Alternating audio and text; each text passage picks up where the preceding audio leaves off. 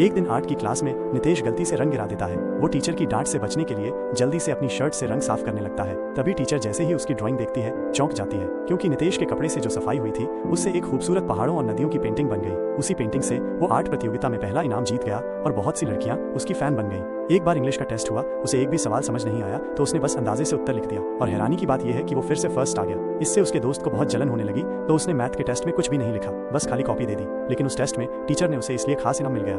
अब सवाल ये है कि नितेश इतना भाग्यशाली क्यों है। लोगों को लगा कि जब वो बड़ा होगा तो उसकी किस्मत बदल जाएगी, लेकिन हुआ उल्टा, उसकी किस्मत और भी तेज हो गई। उसने मजाक में लॉटरी का टिकट खरीदा, सीधा पहला इनाम निकल गया। सड़क पर टैक्सी बुलानी थी, हाथ हिलाया और कई टैक्सियां रुक गईं। सामान्य होटल में खाना खाने गया, वहां भी इनाम मिल गया। अब वो इस आराम भरी जिंदगी से बोर हो गया। उसने घर बेचने का काम शुरू किया, पहले ही ग्राहक को घर दिखाया और उसे देश को अच्छे नागरिक का इनाम मिल गया। इन सब से बचने के लिए उसने सोचा अब साधु बन जाता हूँ। वो एक मठ गया और वहाँ अपनी कहानी सुनाई। गुरुजी को उसकी बात सुनकर बहुत गुस्सा आया। वो उसके बाल काटने ही वाले थे कि तभी वहाँ का मुख्य साधु आ गया।